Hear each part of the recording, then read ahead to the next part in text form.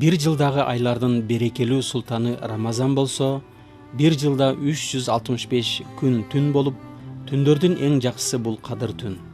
Биз барыбыз жакында ошол ыйык Кадыр түндү тосу алдында тургандыктан, көрсөтүүбүздүн кезектеги чыгарылышын Кадыр түнгө арнайбыз. Ыйык Кур'ан-ы Каримде Кадыр түн 1000 айдан да жакшыраак экендиги төмөнкүчө белгиленет. Мээримдүү жана ырайымдуу Алланын ысмы менен. Биз Куранды шек күмөнсүз Кадыр түнү түшүрдүк. Сен ошол Кадыр түн эмне экенин билдиңби? Кадыр түн 1000 айдан да кайырлуу.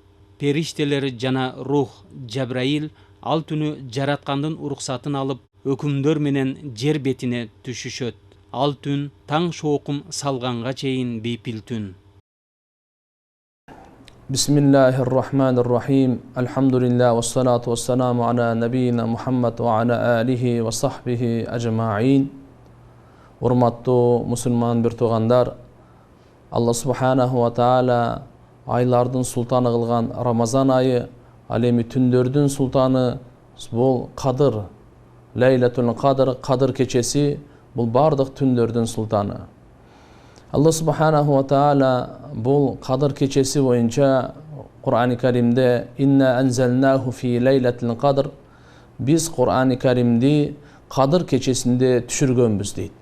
Кадыр деген сөз өзү эки мааниде билдирет. Биринчиси бул кадар тагдырдан, мындайча айтканда ушул кечеде адам баласынын ырыскысы, бу дүйнөгө келүүсү, бу дүйнөдөн кетүүсү, ушулардын бардыгы ушул тагдырда түшө турган ушундай кече болот бул.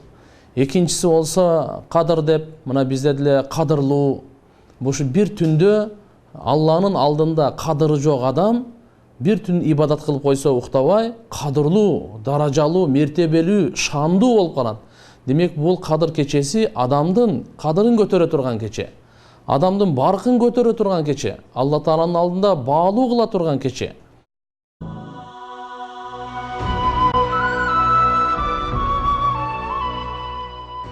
Ким Кадыр түнүн ыйма менен соопту ниет кылып ибадат кылуу менен өткөрсө, анын мурдагы кылган бардык күнөөлөрү кечирилет.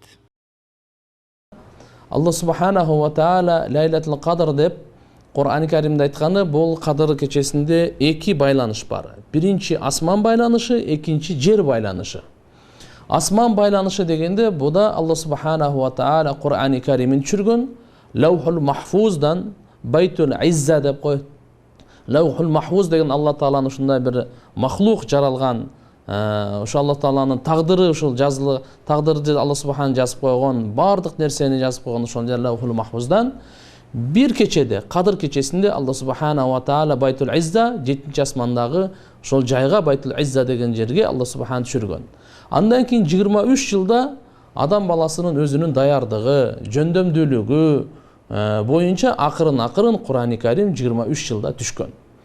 Бул биринчиси ушу асман менен байланыштуусу ушул.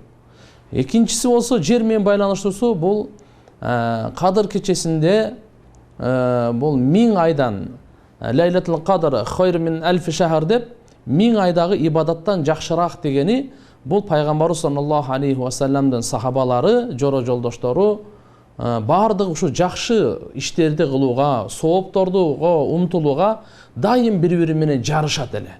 Кандай бүгүн мисалы биз жарышабыз. Менин канча 1000 сомум бар, менин 1 миллионум бар, экинчи миллион, тиги бай болуп кетти, мен 1 дүкөнүм бар, 2 дүкөнүм бар деп жарышкандай, сахабалар дагы ибадатта, сооп иштерде бири менен жарышат эле. Күндөрдүн биринде пайгамбар саллаллаху алейхи ва саллам Бани Исраилдин бир ушул Алланын жолунда газат кылган 80 жыл Алла Тааланын, 80ден ашык деп айтсак так болот, ошо 1000 ай 83 жыл бир канча дагы ай болот экен. Ошончо жыл Алла Тааланын жолунда газат кылып, күндүзү орозо тутуп, түндөсү ибадат кылып, ошо Алланын ошо душманы шайтандар менен күрөшкөн, газат кылган кишинин окуясын айтканда, сахабалар айткан таң калышып, ушуга суктанышып. Бул 1000 жыл, мындайча 1000 ай 80 жылдан ашык. Биздин биринчиден өмүрүбүз мынчалык эмес. эгерде 80 жыл бирөөгө үммөткө, Мухаммад алейхисаламдын үммөтүнө өмүр берилсе дагы 10-15 жыл балагатка чейин канча уйкусуна кетет, bunday ибадат кыла албайбыз, bunчалык соопко биз жете албайбыз го деген ушундай бир арманда болгондо Алла субханаху ва таала ошо Кадыр кечесин түшүрүп, Алла таала бул Мухаммад алейхисаламдын даражасы, Мухаммад алейхисаламдын үммөтүнүн даражасы өтө жогору биздин алдыбызда.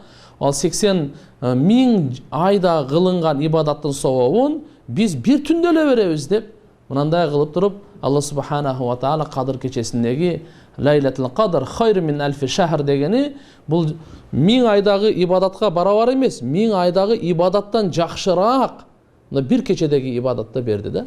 Бул ушул басул түндөрдүн султаны болгон Кадыр кечесинде Алла субханаху ва таала берип атат, урматтуу мусулман бир туугандар.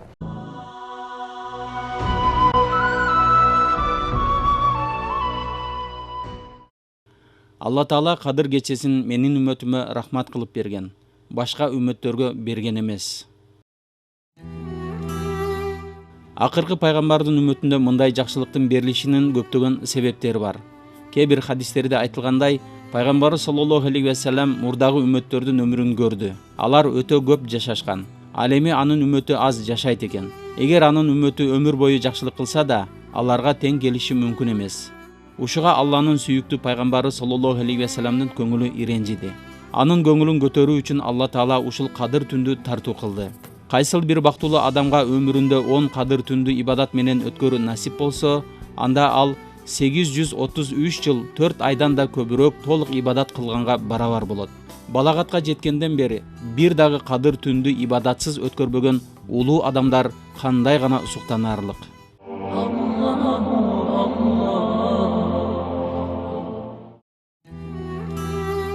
Ыйык Кур'ани Карим азыр биз билген тартипте жаратуучунун өкүмү менен биринчи кабат асманга чейин ушул Кадыр кечесинде түшүрүлгөн деп белгиленет. Андан кийин ар кандай абалга, себептерге жана зарылчылыкка жараша 23 жыл аралыгында бөлүк-бөлүк болуп жерге, тагыраак айтканда периште Азирети Жабраил аркылуу пайгамбарыбыз саллаллаху алейхи ва салламга түшүрүлгөн. Сахабалардын бири болгон Убада андан Алла ыраазы болсун айткан: бир жолу пайгамбарыбыз саллаллаху алейхи ва саллям ушул түн жана анын качан боло тургандыгы тууралуу элдерге айтайын деп жолдо келе жатканда Кадыр кечеси качан болору тууралуу талашып жаткан эки мусулманга жолугуп калат. Алардын талашуудагы сүйлөгөн сөздөрүн тыңдап туруп, мен силерге ушул түн качан болорун айтып берейин деп келаткан болчумун. Бирок силердин талашыңарды байкап туруп айтпай турган болдум. Менин силерге Кадыр кечесинин качан болорун так айтпаганымда силер үчүн көптөгөн жакшылыктар болот деп үмүт кылам. Анткени чын ыклас менен ушул кечени издеген ыймандуулар Рамазандын акыркы 10 күндүгүндө жаратуучуга көбүрөөк ибадат кылууга мүмкүнчүлүк табат. Эгерде Кадыр кечесинин качан болорун так айтып койгонумда, мусулмандар ошол күнү эле ибадат кылып коюшмак. Натыйжада мусулмандар Рамазан айындагы көптөгөн жакшылыктардан куржалак калышмак. Бул эми пайгамбар саллаллаху алейхи ва саллям өзүнүн хадисинде айткан: силер бул Рамазан айынын акыркы 10 күнүн так күнүндө издегиле Кадыр кечесин деген. 21, 23, 25, 27, 29. Демек ушу ким 5 күн, 5 түн уктабай ибадат кылса, Кудай кааласа сөзсүз бул Кадыр кечесин тапты, жана 1000 айдан артыгыраак ибадат кылганы сообу берилди деп биз ишенебиз. Албетте 27-синде көбүнчө болот деп айтылып, алымдарыбыз ошо 27-син, 26-сынан 27-сине өтүп аткан түндү Кадыр кечеси деп коет. Бирок туугандар, негизги сахih хадистердин баарын карай турган болсок, ушул Алла таала дагы жөн эле аныгын айтпай, ушуна акыркы 10 күнгө жашырып, 10 күндүн да так күндө жашырганы, ушу бенде көбүрөөк ибадат кылып, Аллага көбүрөөк жакын болуп, Алладан көбүрөөк соопторду алсын дегени да. Демек ушул 21-чи, 23-чү, 25, 27, 29 ушул 5 түнү аябай ибадат кыла турган түн болуп эсептелинет.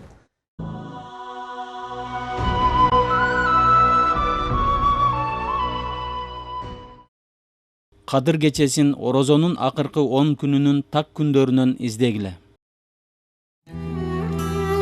Уламалар Кадыр кечесин жашырып койгондугунун бир канча себептери бар деп айтышат. Биринчи, эгерде Кадыр кечеси бир күнгө белгиленип калганда, жалкоо инсандар бүгүн Кадыр кечеси деп андан башка күндөрдөгү түнкү ибадаттарды таштап салмак. Экинчи, көптөгөн адамдар бул түнү күнөөкөр болуп калмак. Себеби Кадыр кечесин билип туруп, ошол түнкү ибадаттарды кылбай коюп, катуу күнөөкөр болуп калуу коркунучу бар эле.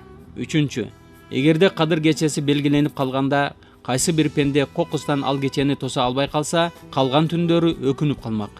Төртүнчү, качан кадыр түндү издеп тосса, ар бирине өз алдынча сооп алат.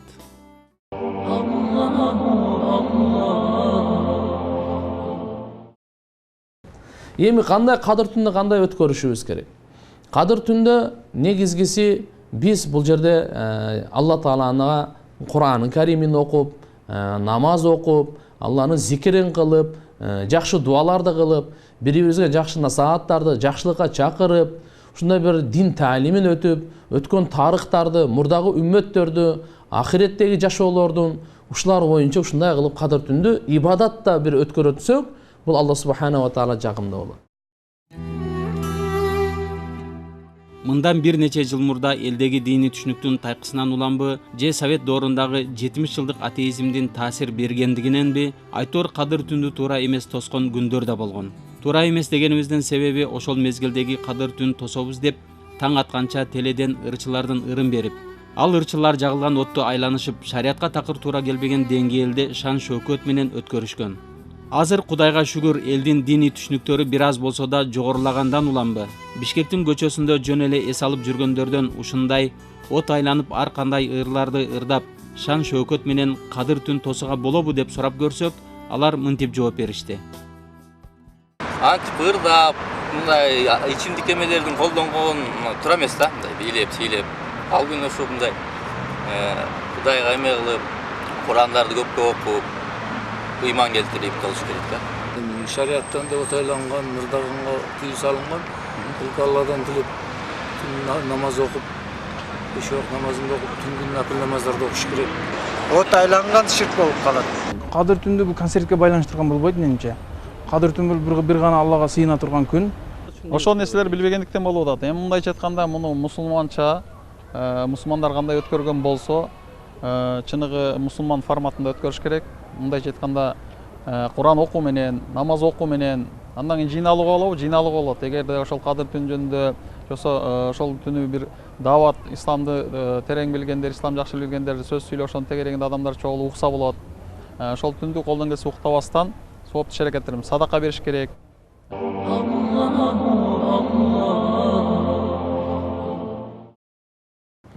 Bir hadiste aytayın, Peygamber sallallahu aleyhi ve sellem aytkan: "Man qama laylatul qadr imanan ve ihtisaban, gufira lahu ma taqaddama min dambihi." Kim Kadir keçesinde turup ibadat kıla turgan bolsa, uşuga Allah Taalaga ökümünü iman keltirip, Peygamberin sünnetini, Allah'ın vadalarına iman keltirip, sowoptorun ümit kılıp, murungu bardık kılgan күнөлөр geçirildi. Dep Peygamber sallallahu aleyhi ve sellem bunday dep aytıp ketken. Bir rivayatta gelet, kaçan Kadir keçesi bolgondo Allah Subhanahu wa Taala Cebrail periştege buyruk beret eken, sen bardık periştelerin cemaati menen jer betine түшкүн деп. Bu da Kur'an-ı Kerim'de de وَتَنَزَّلُ الْمَلَائِكَةُ وَالْرُوحُ فِيهَا بِإِذْنِ رَبِّهِمْ مِنْ كُلِّ أَمْرِ деп. Mına perişteler түшкөн түн bul. Periştelerin түшкөн түн. Bardık asmandan, 7 asmandan tek perişteler түшкөн түн. Ruh деп tafsirlerden negizini alganda bunu bu Cebrail perişte de aytат. Cebrail perişte özü baş bolup bardık perişteler menen birge түшүp, kolunda uşu jaşıl jelek bolot deyt. Al jelekti Kaabanın üstüne sayat deyt. Andan keyin anana aytат экен Cebrail periştenin 100 kanatı, 2 kanatı uşul Kadir keçesinde gana açılat eken. Başka keçede açılbayt. Cebrail periştenin 100 kanatı bir rivayatta 600 kanatı dep kelet. Uşu 100 kanatının 2 kanatı Kadir keçesinde gana açılat eken. Andan keyin bul Cebrail al 2 kanat açkanda çıgıştan batışka çeyin bardığın jaap kalat deyt. Cebrail perişte түшүп, bardıq perişteler menen birge түшүp, ошол жердеги уктабай турган, туруп ибадат кылган, отуруп ибадат кылган, зикир кылып аткан, намаз окуп аткан, ошолордун бардыгына алар осы салам айтышат экен. Кылган дуаларына периштелер амин деп тастыктап, коштоп, ушу амин дешет экен, жана кээ бирлер менен учурашат экен. Учурашат деп дагы айтат, саламдашат деп айтат. Cebrail периштенин алымдар айткан учурашуусунун белгиси адам баласынын көзүнөн жаш чыгуусу. Кайсы адам күнөөсүнө тооба кылып, жараткандан коркуп, ахиретти эстеп, дозок менен бейишти көз алдына тутуп, Алла Тааланын өкүмдөрүндө кемчилдик кетиргенине тооба кылып, чын жүрөктөн тооба кылып, көзүнөн жаш чыгара турган болсо, ушул көзүнөн жаш чыкканы Жабраил периште менен учурашканын белгисинен деп алымдар айтып кеткен. Эми бул жерде дагы дуа кылышып, акыры булар канчага чейин, таң атка чейин болот. Хатта матла аль-фажр деп, ушу таң атканга чейин Кадыр кечеси Жабраил периште бардык жамаат менен бүткүл ааламды таң аткычакты элдерди кыдырып ушундай дуаларды кылып турушат. Албетте ушу таң атканга чейин болуп, таң атайын деген учурда ар-рахил, ар-рахил, эми кеттик эми, жылдык эми бул жактан эми жылдык деп периштелерге кабар келгенде, периштелер айтат экен Жабраил алейхиссаламга: "О Жабраил, робубуз мусулмандарга эмне кылды? Мухаммад алейхиссаламдын үммөтү туурасында, булардын кажети туурасында кандай мамиле кылды?" дегенде Жабраил алейхиссалам айтат экен: "Алла Таала Мухаммад саллаллаху алейхи вассаламдын үммөтүнө рахмат назарын салды. Ушул түнү бардыгына рахмат назарын, өзүнүн мээримин төктү. 4 адамдан башка" дейт. Урматтуу мусулман бир туугандар, ушу 4 адам ким? 4өөнүн бирөөсү болуп калбайлы. Биринчиси мудмини хамр. Дайыма арак ичип жүргөн, улантып дайыма арак ичкен адамга Алланын назары, Алланын рахмат назары Кадыр түндө дагы болбойт экен. Экинчиси акун ли валидай. Ата-энесине ак болгон бала. Ата-энеси ушунчалык жадаткан, ушунчалык ренжиткен, ата-энеси балалыктан кечип бергенди акун ли валидай. Үчүнчүсү катыя рахим, тууганчылыкты үзүп койгон, саламдашпайт, барбайт, катташпайт, тууганчылыкты үзүп койгон. Төртүнчүсү мушахин, кек сактаган. Периштелер сурады Жабраил алейхиссаламдан: "Мушахин дегениңиз эмне?" Мусарим деди. Мусарим дегени кандай? Бир болот мисалы кек сактоо. Бугуз деп коет, мындай жек көрүү да.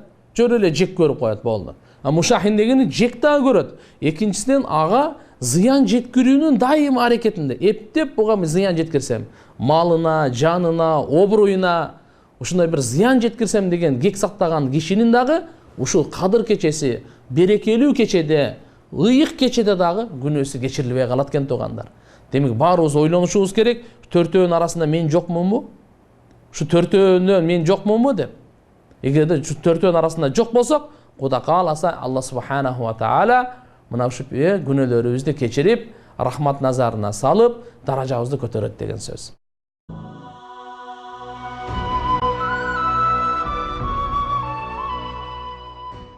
Пайгамбарыбыз саллаллаху алейхи вассалам айтты: "Силерге ороза айы келди, анда бир кече бар.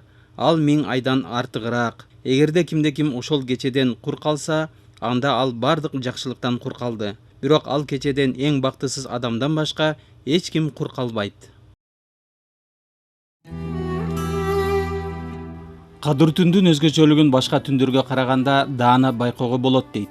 Анткени ал түнү асмандан өзгөчө нур сыяктуу жаркыраган жарыктын байкалышы мүмкүн.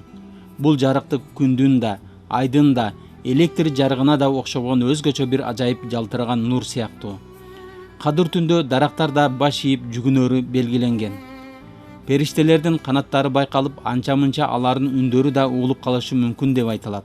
Кадыр түндүн эртеси күн нурлары жок, кызарган абалда, адамдын көзүн уялтпагандай болуп, күндөгүдөн башкача асманда булуттар жок мезгилдеги толгон айга окшоп чыгары белгилүү.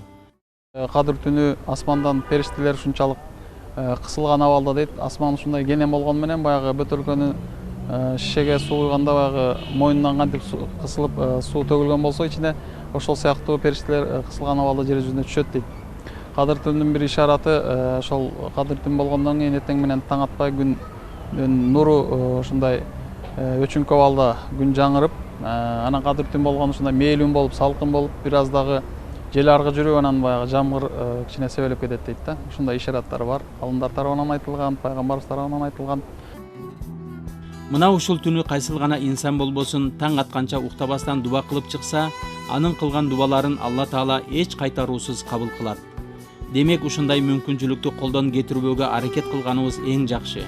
Мүмкүн бул өмүрүбүздө бир эле жолу келүүчү жакшылык болуп калбасын. Ошол Кадыр түн кечеси биз үчүн орусча кошуп айтканда шанс. Биз Кадыр түн кечеси көбүрөөк ибадат кылсак өзүбүз үчүн жакшы. 1000 айдан жакшыраак деп аткандан кийин бул мурдагы пайгамбарларга карасак, мисалга Нух алейхиссаламдар 1000 жыл жашаганда, Кадыр түн кечеси биз эгер ибадат кыла турган болсок 1000 айдан жакшы дейт. Өмүрүбүздө бир 20 жолу или 30 жолу Кадыр түнгө тура турган болсок, ошолордун эле өмүргө барабар болуп калат да биздин жашообуз.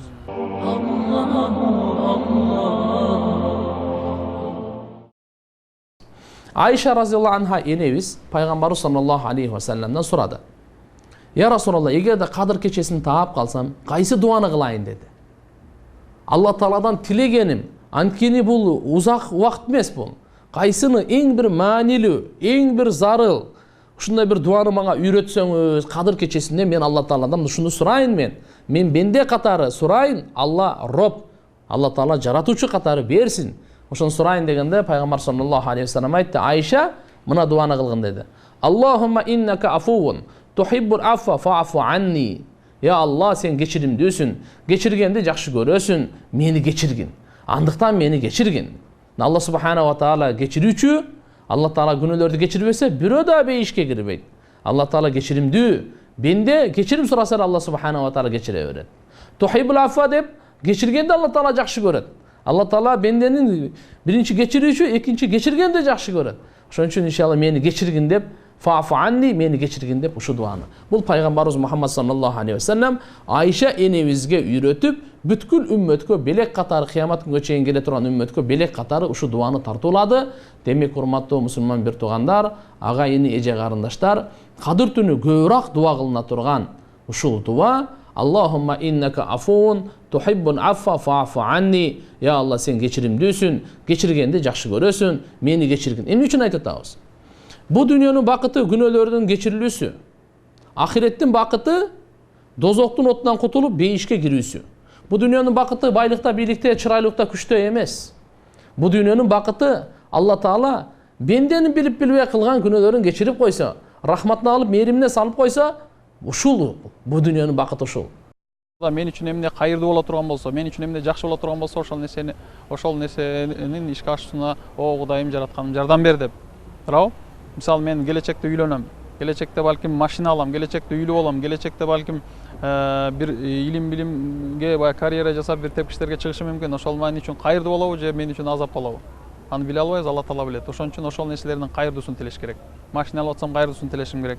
Үйлөнүп атсам кайырдуусун тилешим керек. Балалуу болсом ошо балам келечекте кайырдуу. Бизде ата-бабаларыбыз дан келген баягы узун өмүр тилеп жүрөбүз, бирок бир эле узун өмүр тилебестен узун жана кайырдуу өмүр бере көр деп тилешибиз керек. Узун өмүр болушу мүмкүн, бирок өмүр кайырсыз болуп калышы мүмкүн. Ошон үчүн баардык нерсенин кайырдуулугун, кыргыздар айткандай, ак жолтой болуусун, жакшы болуусун, Алла Тааланын алдында чыныгында да Алла Таалага ыраазы боло турган иш болуш керек. Чынында Алла Таалага ыраазы боло турган сөз болуш керек. Чынында Алла Таалага ыраазы боло турган жашоо өмүр болуш керек. Кадыр түндүн кадырын терең билген адамдар кадыр түндү уктабастан таң атканча сооптуу иш амалдары менен, аракеттери менен ушул мечиттерде өзгөчө келип, ушул жерлерде баягы Курандар окулат, ушул жерде баяндар жасалат, ушул жерде намаздар өтүлөт. Анан мечитке келе албагандар үйдө өткөрсө болот, үйдө өткөрсө да болот. Аял заты өзгөчө үйлөрдө ушундай тамак аш жасап, намаз окуп, Куран окуп, дуа кылып, өзгөчө мына бүгүнкү күндө ислам дүйнөсүнө бири-бирибизге дуа кылышыбыз керек. Пайгамбар саллаллаху алейхи вассалам айткан, бири-бириңерге дуа кылгыла депчи. Мындайча айтканда, мусулмандар, менин сизге, сиздин мага кылган дуаңыз дагы макбул, дагы кабыл болот Алла Тааланын алдында, Алла Тааланын даргөйүндө.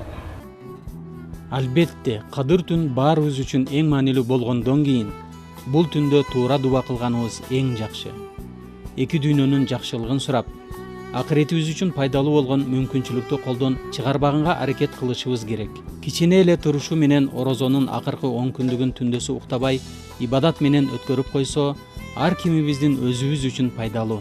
Ансыз деле кээ бир учурларда футбол көрөм деп, же тойдо, же дагы бир башка нерселер менен алек болуп жүрүп, уйкусуз өткөргөн түндөрүбүз жок эмес го. Келиңиздер, баарыбыз элибиз, жерибиз, мамлекетибиз жана дүйнөдөгү бардык бир тууган мусулмандар үчүн кадыр түндө эң жакшы дубаларды кылууга биз сиздерди үндөмөкчүбүз.